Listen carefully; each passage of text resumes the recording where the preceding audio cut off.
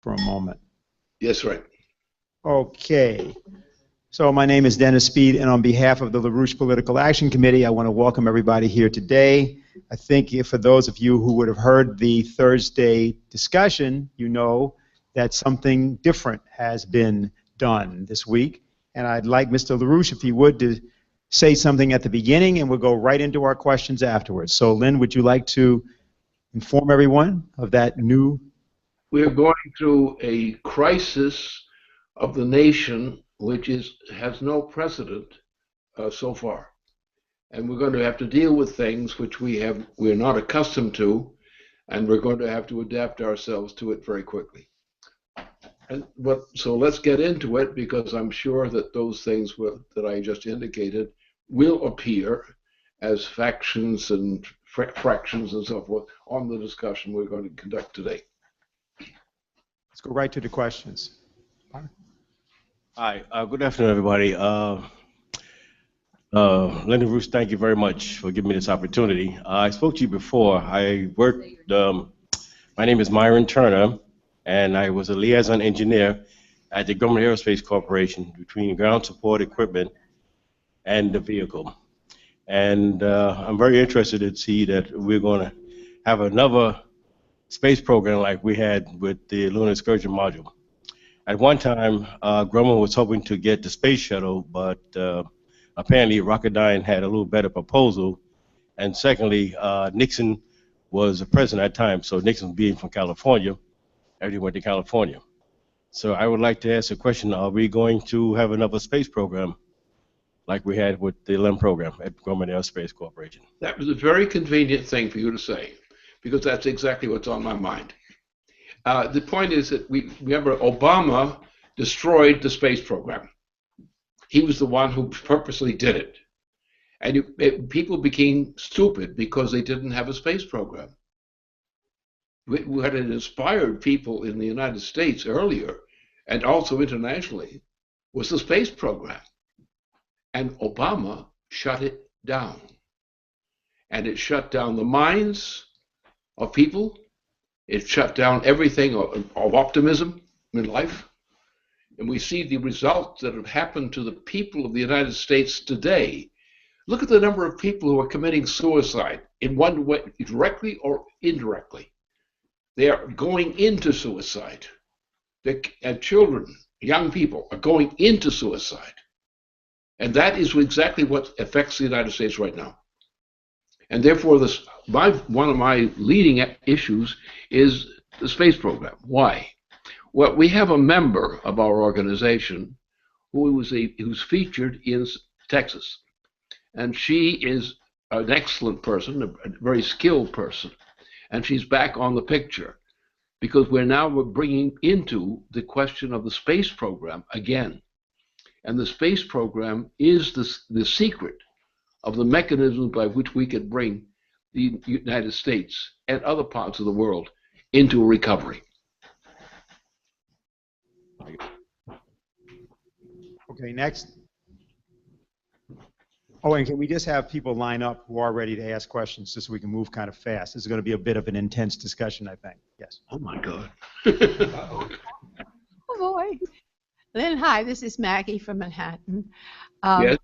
I did something I usually don't do, and I think listening to you, I had definitely an influence. I gave a donation, to Martin OMalley's campaign once, and then again twice, and then I got invited to come and meet him. Maybe it was a week and a half ago at a restaurant, the Harp, a restaurant. I said, "Oh, sure, an Irish bar and restaurant. I'll be there," So I went, and I was really so impressed with him. It was something you could just feel it. He was so straightforward and unassuming, and taking each person into consideration with such an openness and respect. And you felt this integrity is what you felt, especially. And then, of course, as a retired teacher, I was thrilled to see so many young people around him, fellas that, were in their 20s and 30s and what have you. And then one young man I met was actually in the 7th grade at the lab school, and he had a suit and tie and what have you. And he was just so available to everyone, and that I was very impressed. And I took one of these petitions that you have people sign on to and what have you. And so, and then, of course, what I really enjoyed, the happiness.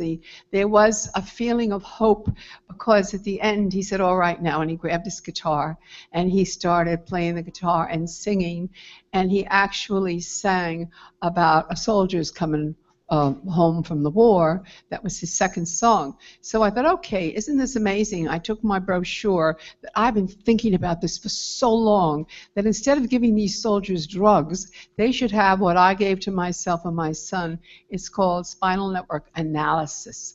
And I walked over to him. I thought, oh boy. I said, when you become president, Governor OMalley, hello, I said, this is what I think our soldiers need. This is what the veterans need, and it's spread throughout the United States. It's so successful to get rid of this post-traumatic syndrome.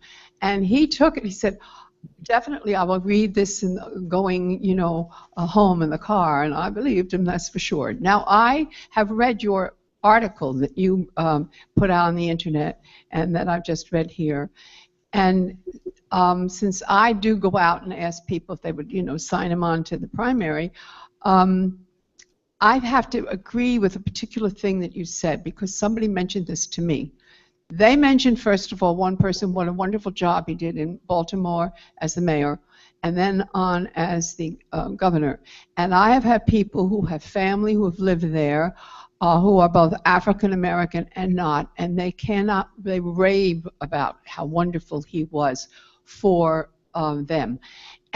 But one fella said this to me, and I think it's inherent in what you've written, that he needs to feel like a winner. He needs to absolutely confront, especially Hillary Clinton, and not in any way take a back seat, just to be exactly himself and discuss the things that he's most passionate about. And, I just wanted to report that to you, because I thought that sort of summed up something that maybe he even needs to hear. What do you think? It's nothing. When we get the bark off. Scrape the bark off the tree. In any case, what he represents is not a weak person. In no respects is he a weak person who could be tickled into doing something important. He's not that kind of person. The point is, he's surrounded by people in the campaign program now, especially the Democratic Party campaign program in particular. And therefore, he knows that he's outnumbered as long as the foul balls, which are Hillary and so forth, the foul balls are in the way. They've got the control of the votes. Now the question is, my point was, and why I put some pressure on this issue, not on him, but on this issue, is that we had to get a mobilization, get these two bums out, demand that they be removed, and then he becomes on the agenda. As long as Hillary is dragging her feet or dragging her hair or whatever, and as long as this poor guy is fooling around with nonsense, he's not serious. He's a fraudster. Therefore, we need a presidential candidacy for the Democratic roast in this process. We need that. He is the one person who is best qualified to undertake that. He's been a governor. He knows what the governing business is in terms of the United States. But he also knows that a pair of clowns and some other clowns have taken over the control of the candidacy. Now, what I've tried to do is just say, let's put him out there. He is the front man. He is the front man as a talent. Hillary is a disaster. Both of them are disasters. So the point is, we're not worrying about worshiping him. We're worrying about getting rid of those people who are not qualified to be running for those positions. And my point was, I know something about these things. I'm involved with commitments around these things. Well, they just think that maybe what I can add to the process as a supporter of his effort, we might win. Because we put enough emphasis on the right place, the clowns are going to be disgraced. And that's how OMalley can win the vote. It's not that he's got some great campaign skills. He's qualified. The problem is you've got a couple of clowns in there who are being supported by Hillary Clinton and Sanders. They're clowns. She's viciously so. She's a stooge for Obama. And Obama is the person who has killed assisted the greatest degree of murder of our citizens under the Obama administration. So that's the issue. We have to open the gates of freedom so that the people of the United States actually believe into some degree of unity that there is a leadership being expressed in the democratic line of the present presidential system, and that person can take over the position for the Republican Party. Then we're going to have to deal out with how we're going to deal with the Republican Party as well as the Democratic, and that's where it is now. There's nothing weak about him. We have to actually take the shoes out from under Hillary and Flanders and let them walk barefoot through hell. Some help with her because she may well be indicted for, her emails and the like. And I remember reading at the end of one, it said, understand that people's lives have been endangered because of her choice to use her own personal email, So that might happen quicker than we think. There's a lot of surprises we may be in for. Look at one point on this thing.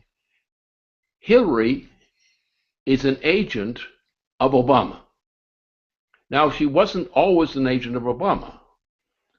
I had a discussion with her at a certain point in both our careers, and she had suggested that maybe I might be able to do something useful in her position for the United States.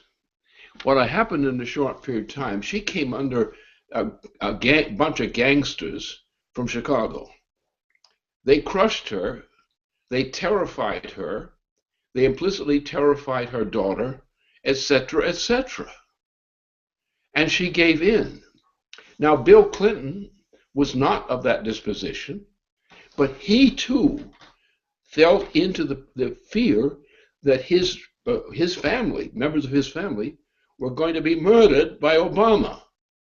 And that the only way that she could get out of this thing and also get ahead was to kiss the rear end of Obama. That's what happened. And when you're talking about this campaign, that's the issue.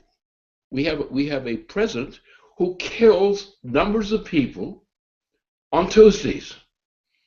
That's his profession. He's a murderer. He's a thief and a killer. His stepfather was a killer.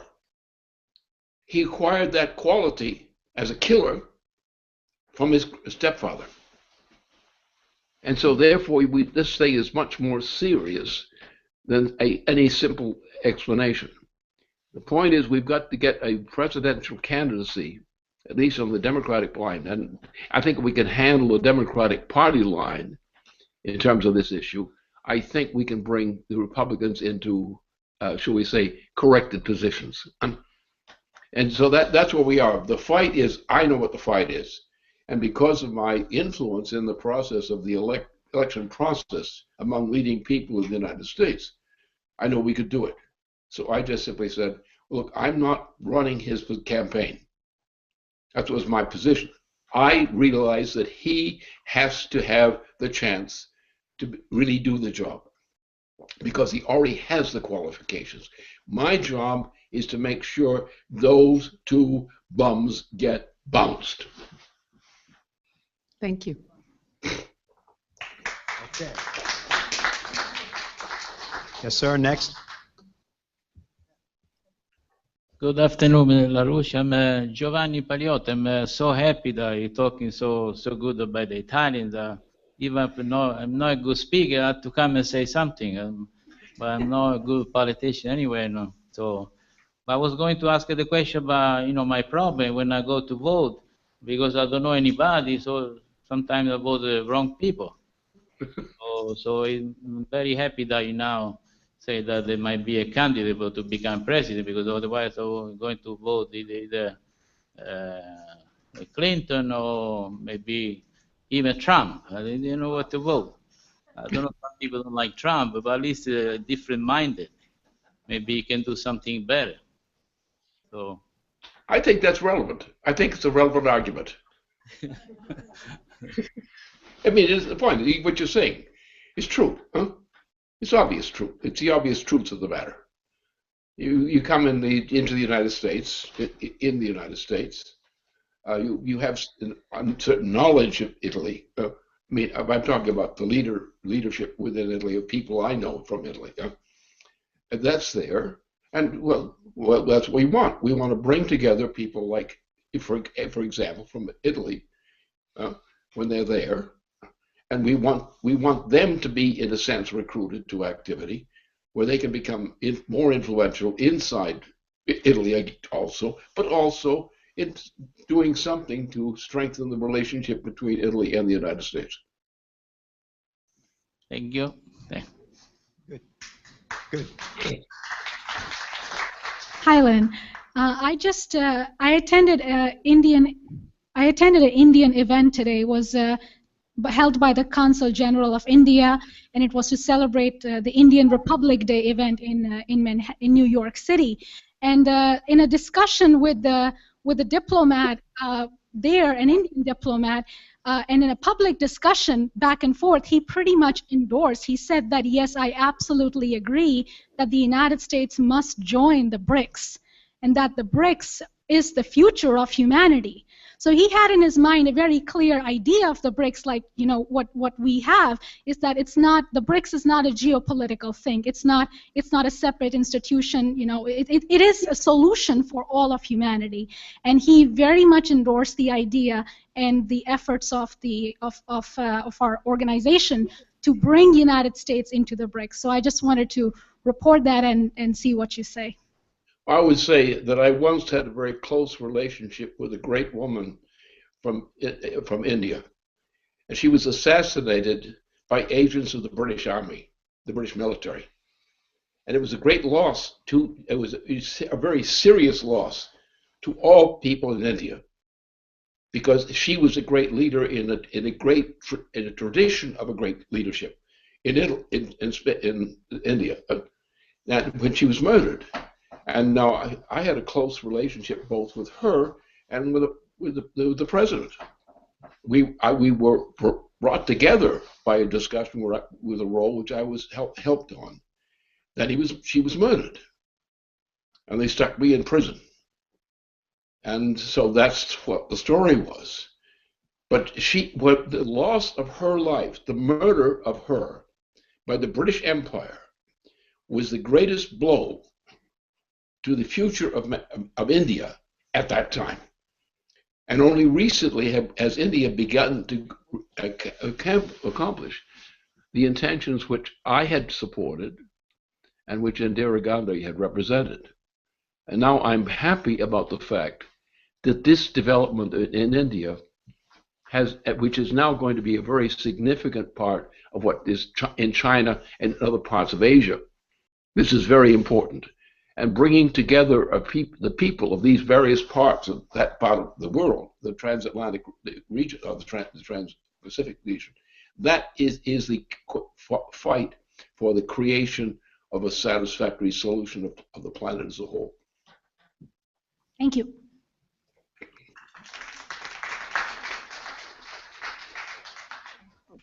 Oh, hi, Lynn. It's Alvin here in New York, as you know. Over the past few days, you've been talking about how we should be shaping the institution of the presidency. That's how I'm understanding the work that we're doing now. around knocking off the two useless potential Democratic candidates and moving and thinking that it has to be done in those terms. But what I'm thinking about over the past couple of days is how to get rid of Obama because there's no guarantee we make it to 2016. And two, so I just read Senator Murphy, a Democrat from Connecticut, spoke recently at the Council on Foreign Relations, where he was, while, put in diplomatic terms, very carefully laying out the involvement of the Saudi monarchy and the murderous campaign they're doing in Yemen. Also, the spokesperson for the Yemeni army also highlighting and detailing Blackwater operations where poor people are taken from other nations, given money, and this Blackwater thing gets formed and they're fighting in Yemen. So this is all around the 28 pages. The heat that you keep pointing out is building up, that the Saudis are running into problems. How significant are Senator Murphy's remarks, even though it's never, unfortunately, Obama's never mentioned by name? So is this movement continuing to grow? Is there anything we can believe in that? Or just in general, what do you say about what I've just laid out? I would say we've got to get rid of Obama. And I would say that one of the things, the factor of this process, which will do that, is we have a member of our organization who played a leading role in her own earlier life. And we are now going to recreate the space program. Obama shut down the space program. Obama's shutting down the space program caused the most catastrophic effects on the population of the United States ever since that time.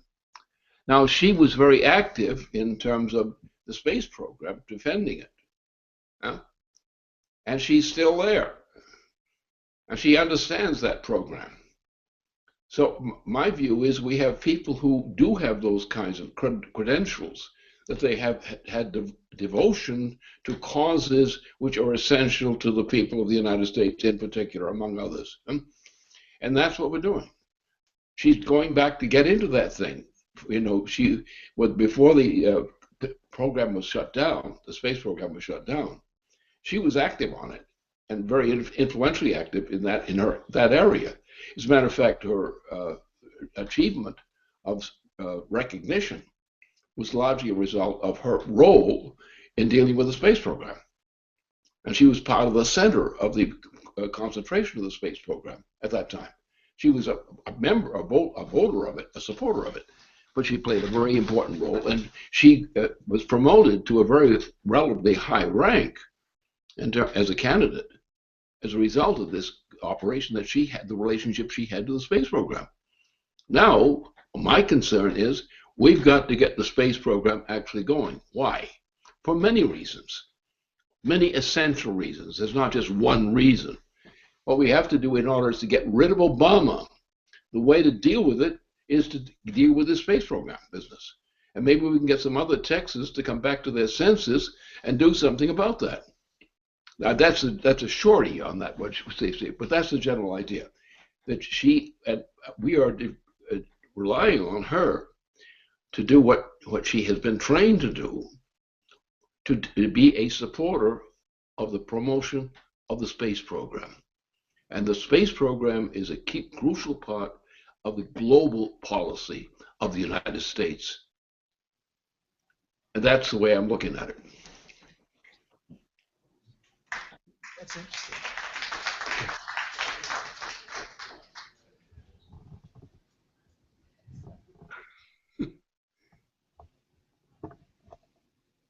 Okay, thank you.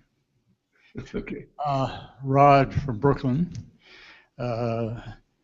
As I reported to you on Thursday night, we were doing Dump the Trunk campaign on Wednesday, and we also put heavy emphasis on restoring Glass-Steagall. We also, the need for a more extensive space program, and also the new Silk Road program. I'd like to know if there are some more irons you would want to put in the fire. Yeah, sure. This one. Let's take one. There are many particular cases of this for this case. This is the many parts of this issue. Right? All right. Now, one of the things that's happening in the space program. Now, the space program has a program by China, and this program was to build up a moon policy, that is to develop the moon. And this is very active still today in China.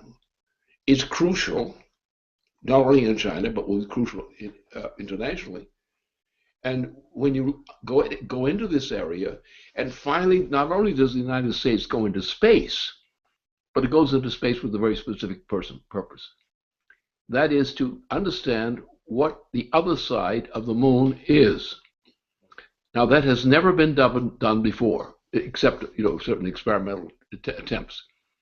But that program of the space program, which is the moon policy, which is planted already as the intention of China, and if that goes to work, once the landing of people or equipment substituting for people gets done on the back side of the moon, you're going to see the beginning of a real revolution in space. So let's do it. Thank you. Very interesting. Good.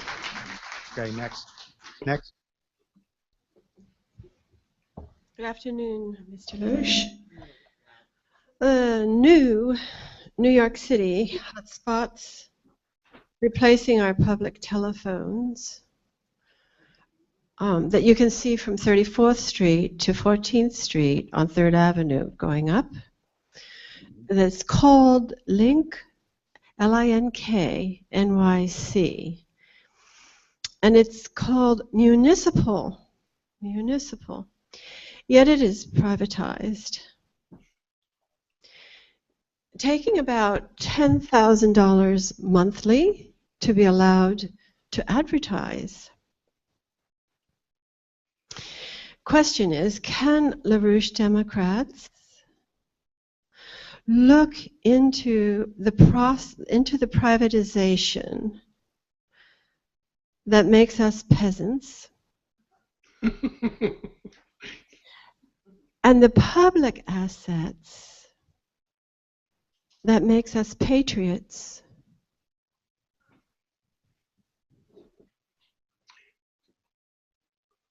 Well, anyway, I don't see any problem here. I mean, I'm not a problem. I'm all for it. The results, and I will do everything I can to get rid of the bums who stand in the way of the progress. See, the problem here is mankind is to understand mankind, and people talk about what human beings are, what they mean, and so forth. A lot of it's a little jazz. It is not the real point. I mean, because mankind is not what most people think mankind is.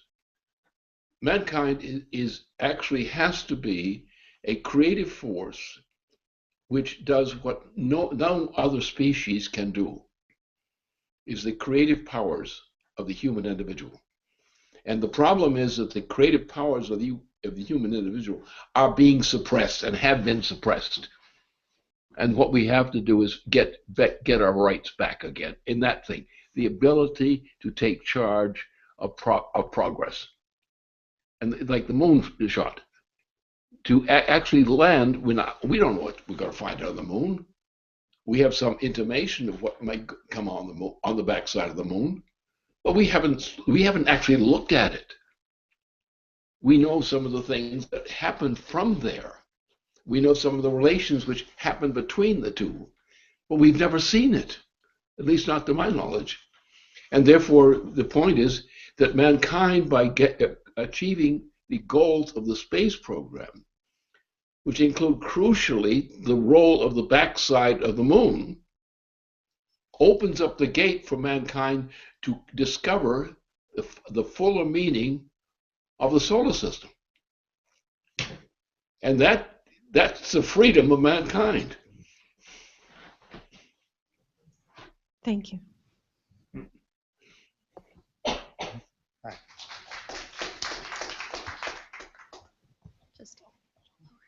Hi, Michelle Fuchs here, New Jersey, New York, to report on a project that I've been involved in to bring classical music to some of the schools in New York City.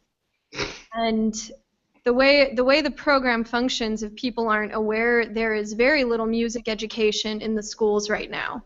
Elementary school, high school, very little. What Bloomberg did a couple years ago in breaking up the schools to where a school building will house several smaller schools within it has made the situation worse, because each of these schools has to fight with each other over the use of the auditorium. They have to fight over the handful of music teachers that are left. So in any case, that's obviously extremely destructive of kids being able to develop as human beings.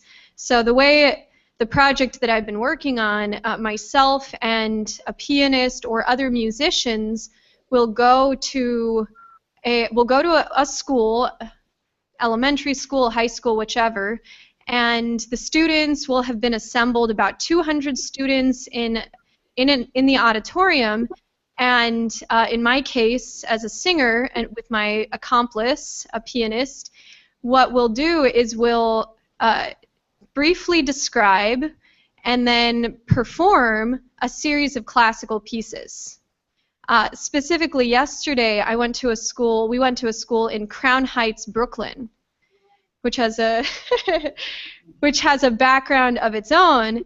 And we did an oratorio piece, How Beautiful Are the Feet, from Handel's Messiah, Martin Luther King, one of his favorite pieces. We did Die Forelle, which is about a fish, but it's a German lied, and a spiritual, which is in English and is a U.S. history, it's relevant to U.S. history, and then an opera piece, which has vocal theatrics in it, and very interesting. And certainly yesterday at this school, it was very young students, but even despite the fact that attention spans are awful today, every time the music started, the kids would get entirely silent and listen the whole time the music was going, except for the opera piece, where there's an interlude, where there's an instrumental interlude. And there's a point in the instrumental interlude where there's a very distinctive cadence. And what you find is that most groups of these kids, when they hear that, they'll start applauding, because in their minds they're identifying maybe this is the end. So my pianist found it very interesting that each of the groups of kids were able to identify something happening even though they had no formal music education. So anyway, after the kids really liked it, afterwards a number of them came up. Some of the questions they asked were, how did you do that? One question, could you do that part again? And a question that I appreciated, a little boy, probably about 7 years old, asked me, why didn't you translate the piece into English? Which I thought was a good question. It was a good question. He really had a question there. So, one reflection on my part at these things is always that most of the areas we go into are almost entirely minority groups, where you're supposed to think that these kids like, quote unquote, their music or the popular music, and yet they really like the classical music when we do it for them. So I'm just going to read the note that was sent in after yesterday's performance by someone at the school, the parent coordinator. He said, "Good afternoon. I just wanted to say thank you for exposing our students to the arts. The performance today was wonderful. Both artists were great. The students from kindergarten to 5th grade had a blast listening and interacting. Hope we will be able to continue this wonderful relationship that we just started. Music is the soul to every child. Therefore, we are looking forward to having you back. Thanks again, and looking forward to hearing from you soon. So, that's that. Speaks for itself.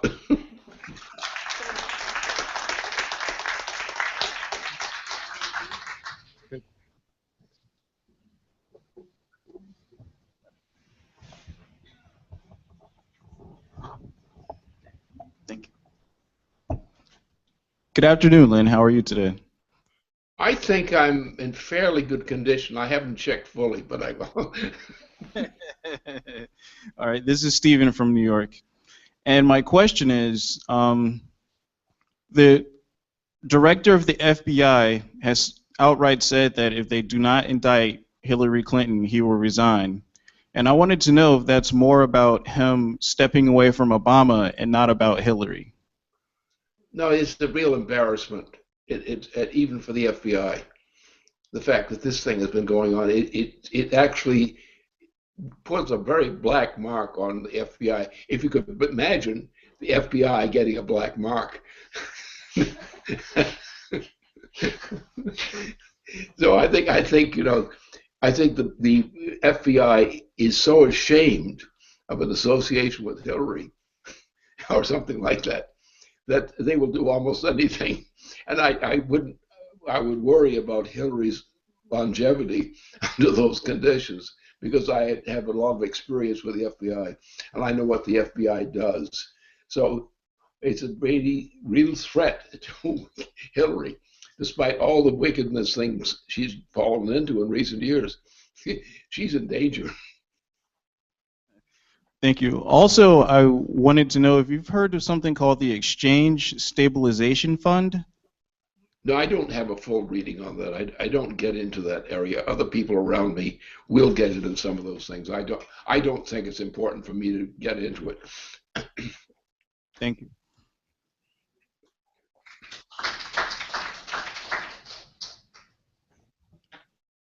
Hi, Mr. LaRouche. This is Rick from Bergen County. Yeah. I've been thinking about the triple curve concept.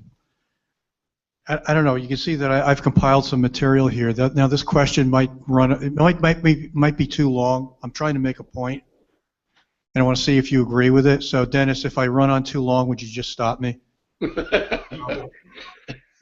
I wanted to quote a statement of yours in an article, and I wanted to ask the audience if they could identify what year you made that statement. I know you probably know the year, so this is just for the audience. I do know the year.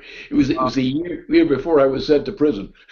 Let me read the quotation from one of your articles. The present existing global financial and monetary system will disintegrate during the near term. The collapse might occur this spring, summer, or next autumn. It could come next year. It will almost certainly occur soon. That collapse into disintegration is inevitable because it could not be stopped now by anything but the politically improbable decision by leading governments to put the relevant financial and monetary institutions into bankruptcy or reorganization. I want to ask the audience, what year do they think you made that statement? A, 1978, B, 1986, C, 1994, D, 2007, or E, all of the above? Most of the above. Anybody venture a guess as to what year? Oh, okay. All of the. I took it from an article in EIR, June 24th, 1994. Is that statement? Everyone can see that that statement is exactly applicable to today. Okay. Now, I think this is where the triple curve comes in, because if you have the triple curve in mind, I don't know whether you had it in mind when you made that statement, when you wrote that in 1994, but it becomes clear. I mean, you know, the time scale is what it is, but the process of disintegration that you refer to, it seems to me, has been going on for a long time, perhaps in gradual increments, and maybe speeding up at times and slowing down at other times. But what I wanted to bring out was it occurs to me that the triple curve concept can apply to other things that are affiliates of economic disintegration, such as a triple curve for morality, whereupon the amount of depravity and immorality increases versus a decline in humanism throughout society, or a triple curve in the political sphere where corruption, domination by a small group and oligarchy increases dramatically versus the concept of a republic, which decreases. Cultural triple curve, where there's a degeneration of culture, an increasing ugliness of culture versus classical humanistic culture, which is uplifting and optimistic. And a triple curve in the field of economics, not necessarily the economy, but in economics, where we so often today see the absurdity of purpose of economists because they're tying themselves to something which is becoming increasingly absurd, and hence their so-called statements. And this is versus the American system of political economy. Now what I did, and I don't know whether I have any time for this, but I pulled out over the last week a sampling of some of the gibberish and nonsense that you get in the press. And I don't know whether I have time to go on with this. Just characterize that, because I'm sure Lyndon I'll characterize it knows by about gibberish. So well, let me just go to the most egregious one that's happening over the last couple of days, where central banks are going to new lengths to boost economies. What are they doing? They've introduced negative interest rates. What does that even mean? Well, what it means is you have to take the bank official out to a steak dinner. He has to decide whether he likes you. And if he likes you, you have the honor of giving him your money, but you're going to be charged for that. Okay, I made up the steak dinner part, but the rest of it is true. It actually means that you have to pay the bank to hold your money. Okay? So as an example of this type of absurdity, in that that legislation, what is it called? The dead skunk bill? The Dud Funk bill or something like that, which apparently runs 30,000 pages. My question was, if we start getting accounts with negative interest rates, could that type of account be bailed in? No. Is it even a liability on the books of the bank? Well, I tried to look that up. I did a Google search with that question, and I was led to page 16,927, section 42, subsection C, and the answer was, yeah, we understand what you're asking, and the answer is yes, meaning they can still bail it in. No, that was a joke. I'm sorry.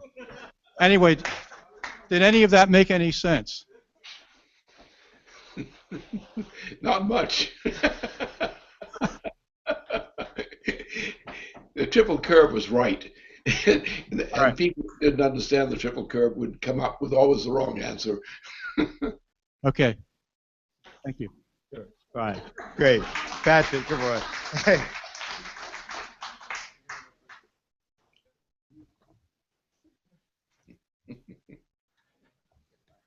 Good afternoon, Mr.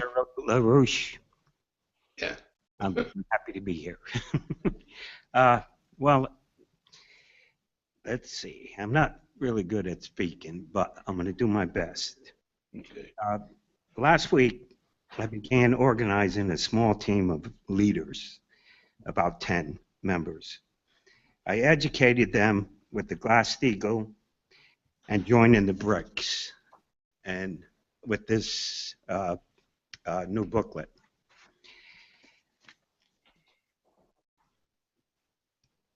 Let's see.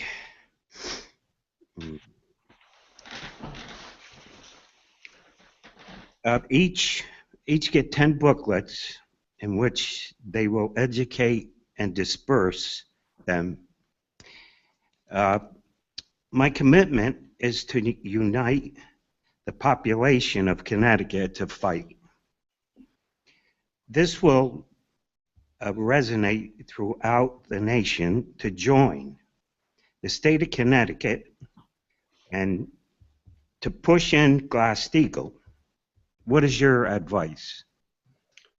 My advice is do it. And the problem is get the campaign going to do it. Because I think if you combine that with the OMalley thing, the OMalley issue, OMalley would be sympathetic to actually sustaining that kind of argument. And therefore that serves a double purpose.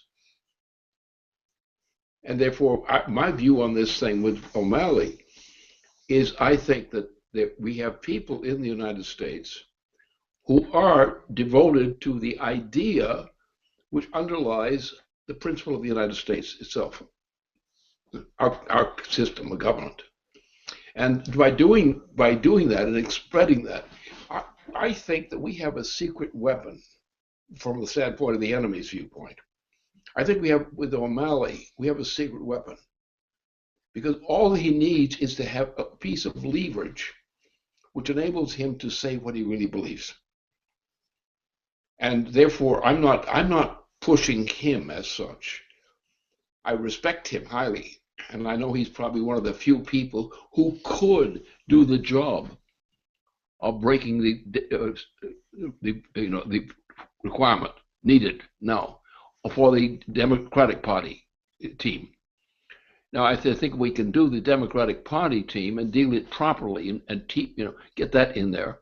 I think we can change the whole policy from the Senate and so forth and elsewhere. I think we can do it. But it's not necessarily going to happen, but it's something I think we can devote ourselves to making happen. And we will do it. Okay.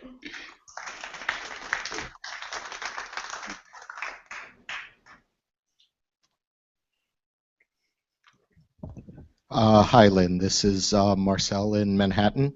And it was actually suggested to me, but it makes sense, I think, to talk about, in a way, the fact that most of America, and I guess by extension, it's really the world, is living through a Shakespearean tragedy of the likes of Hamlet right now, where the question is, as we've posed, everybody's learned, FDR, the only thing we have to fear is fear itself, that if in fact we are able to understand the universe, understand humanity, understand history in the sense that we can overcome our fear of doing what needs to be done, that solving the problems themselves are not all that daunting. And one of the examples that was suggested to me was Joan of Arc, the idea that she was betrayed, she was subjected to the greatest amount of physical pain, she was betrayed, and more than that, the humanity of the citizens of France were betrayed, and yet the idea is that she was in no way tragic, but she was truly human, truly heroic. Now, in terms of thinking about that, I also reflect on the tragedy of Hamlet, where in the beginning of Act 5, Shakespeare shows us the graveyard scene where Hamlet picks up the various skulls, and he talks about Alexander the Great, he talks about Julius Caesar, he talks about his friend Yorick when he was young, and he comments, looking at the skulls, for all the great things they did in their lives, for all of the impact they had on society while they were alive, is this all they are now? Enough dirt to stop up a hole in a wall or a beer barrel? And I think Shakespeare's showing us that Hamlet has no conception of the true definition of humanity, which is the complex domain, which is fulfilling a mission in terms of what lives on after you, what you accomplish through what you contribute to society that creates a better future while you are alive. And so it seems that I'm in agreement that that's something that maybe it would be, ideal for you to comment on, because it seems like right now there are, for all of the tragedy that we're experiencing and for all of the opportunities for disaster that we have in front of us, we also have even more opportunities for success if we can just get past this idea of thinking about our physical lives right now and saying, what is our mission as human beings and what is our mission as humanity as a whole? So I would appreciate it if you could comment on that. Thank you, Lynn. If you go back to in history, and you had a great composer of science in 1977, and he actually created, almost out of himself, the greatest discovery in physical science that had ever existed, to my knowledge, during that period. Here he was surrounded by people who were great pretenders, and he would just invent everything. He produced everything, and then he died in the course of time. But what happened was that the legacy of Brunelleschi, the legacy was one of the most powerful forces in the creation of modern science. And so therefore you find that in the course of life that there are people who sometimes are able to contribute more or less greatly in discoveries of things. And what I'm talking about is the fact that most people who are practical, people who have deductive methods, who have mathematical methods in the ordinary sense, they usually are failures. Brunelleschi was not such a failure. He was intrinsically creative. And then in the course of life, he died. But those who followed him, including Nicholas Acusa, who was one of the followers of the kind of work that he had done, opened the gates for a great triumph. But what happened was, at the beginning of a new century, evil came in. And what happened, Shakespeare was involved in, was trying to fight against that evil. He understood that evil, and he was fighting against it. And what he did and what was followed from that, from other sources, the same thing. This was the basis on which progress of mankind was created by some people, when most of the people were incapable of accomplishing anything very useful. And therefore, we have to depend on developing people, young people, and other people who are intrinsically creative and who will see through the folly of popular opinion. And popular opinion is the greatest threat to the existence of humanity. On that account. Thank you, Lynn.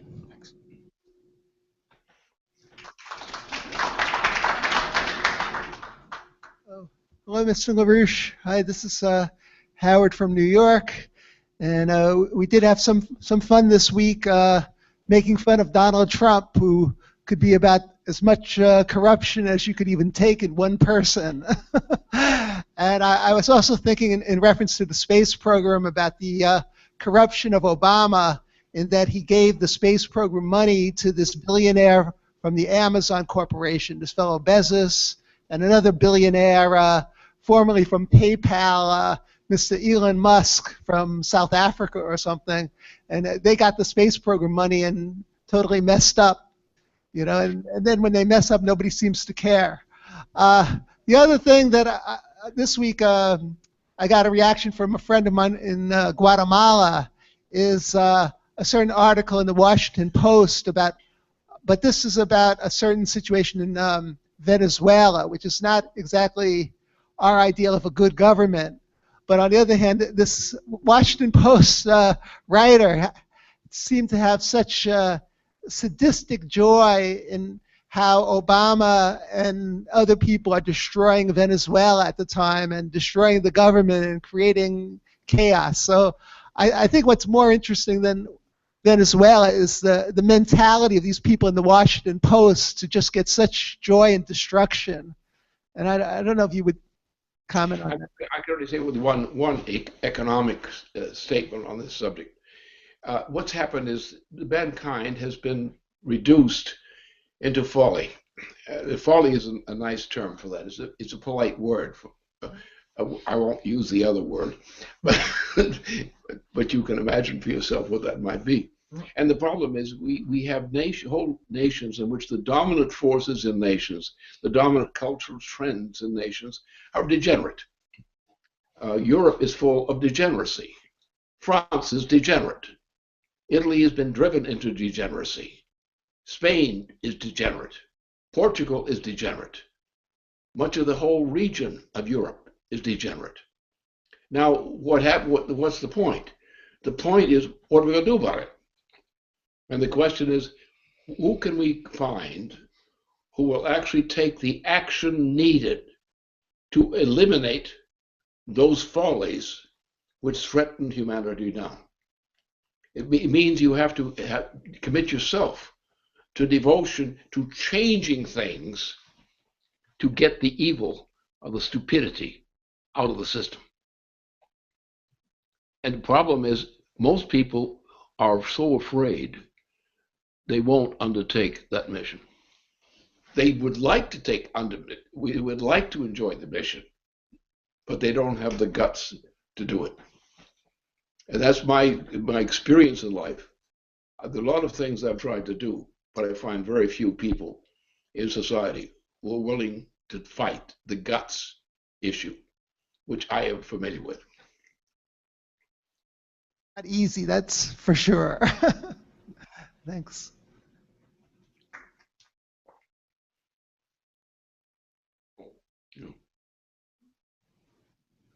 Oops. Good afternoon. Yes. This is Jessica from Brooklyn.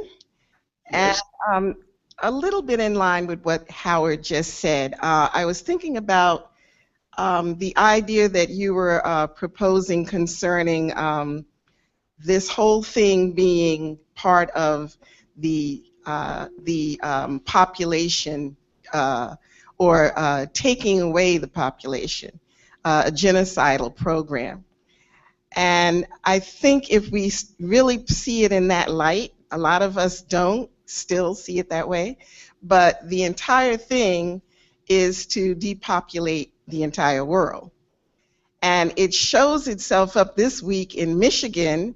They had a situation where they're taking some of the water, or most of the water supply that used to be from, I think it was from the lake. Now they're trying to get that water supply from the river, which is polluted. And this is something that they knew was going to happen. And then they act surprised that there's lead in the river, and people are starting to get sick. So we see there are various things that are going on that are already known about, but they go along with these programs and people don't know exactly what's going on or why they're doing it or why would you switch it in the first place. So if we really understand that everything is connected to the genocidal policy, almost all the things that are going on is to depopulate. So we have to get Glass-Steagall in there in order to make it clear to people that there are these connections, that if we don't change the way these things are going, that none of us will be alive, even before they blow us up, you know, in the nuclear thing. So if you could comment on that. Okay, well, I understand exactly what you're saying, and I'm empathetic on that question. But I'm more, at the same time, I'm more devoted to fighting and knowing that you have to fight in order to fight to achieve things which are needed by humanity. And I've spent most of my life fighting against people on that basis, on issues. And the only thing I think I really have ever accomplished has been to recognize how stupid most of my fellow human beings have been. And I try to cure them of that stupidity. All right, thank you.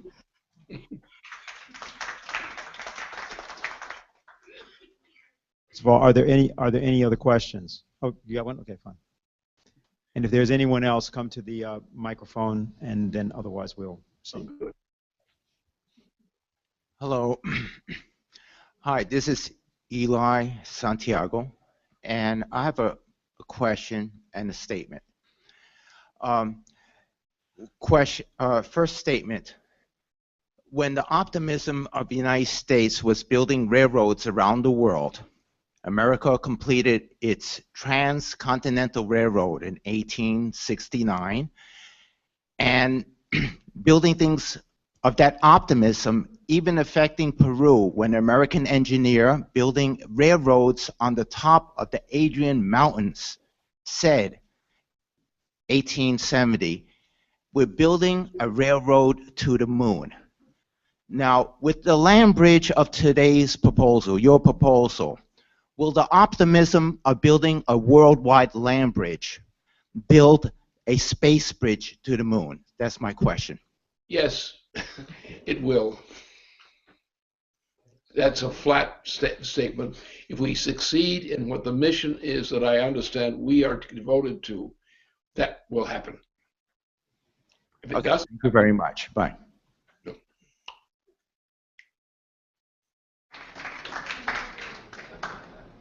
Okay.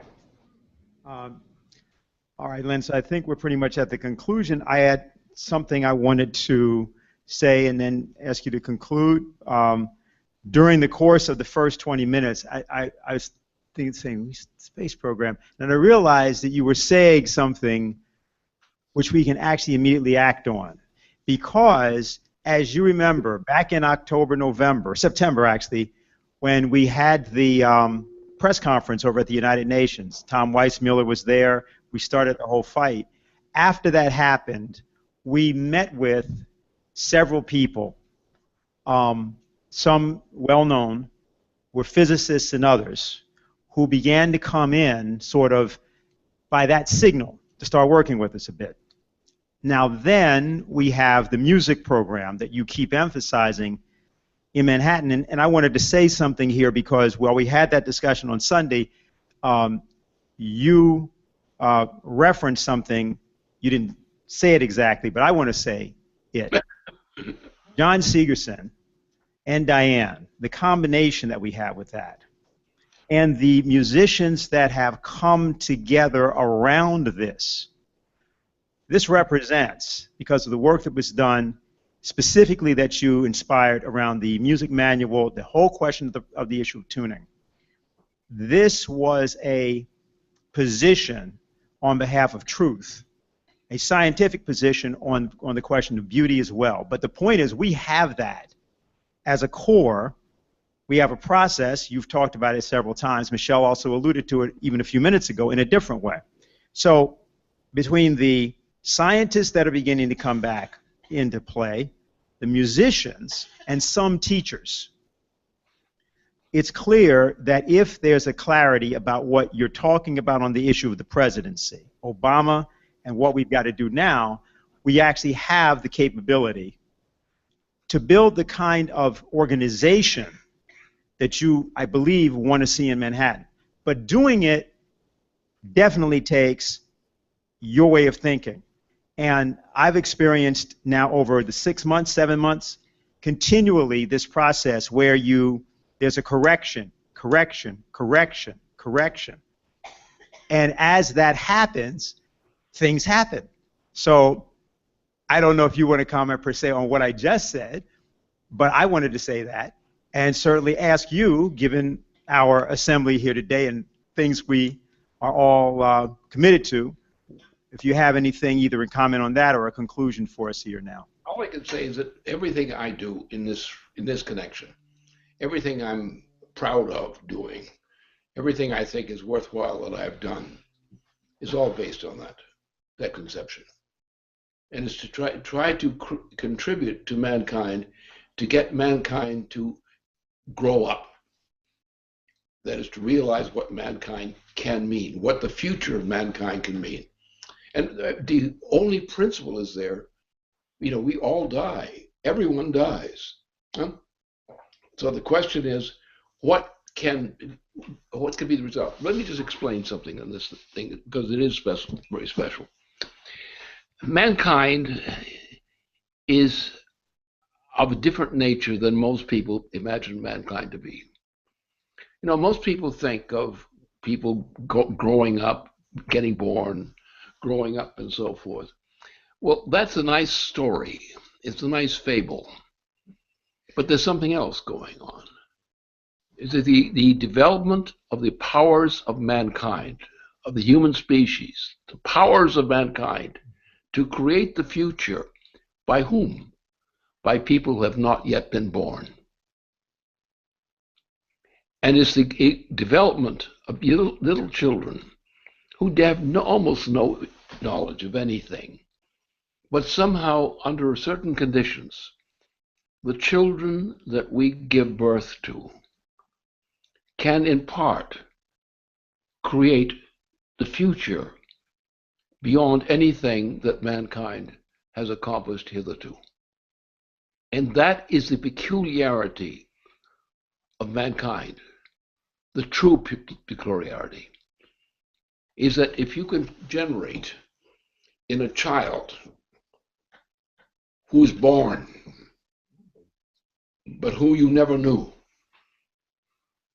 but this child actually made a contribution to the future of mankind.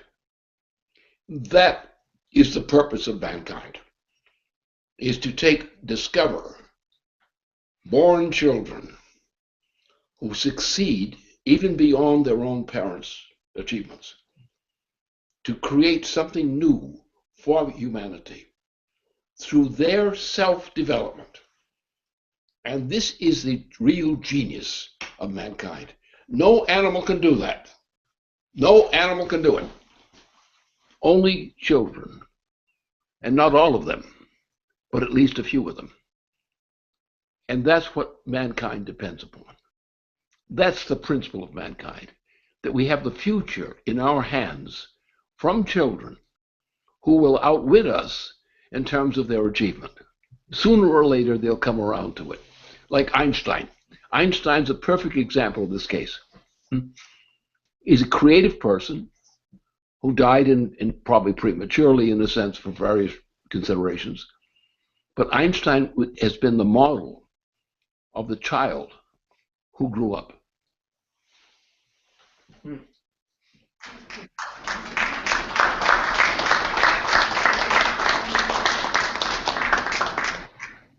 Thank you very much, Lynn. And I think we'll conclude now. I want to thank you for being here and working with us in this way. And definitely see you next week. Okay. Be safe. Keep safe. Okay.